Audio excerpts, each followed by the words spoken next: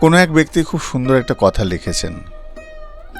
মানুষকে দূর থেকে দেখলেই মনে হয় মানুষটা কত নিখুঁত,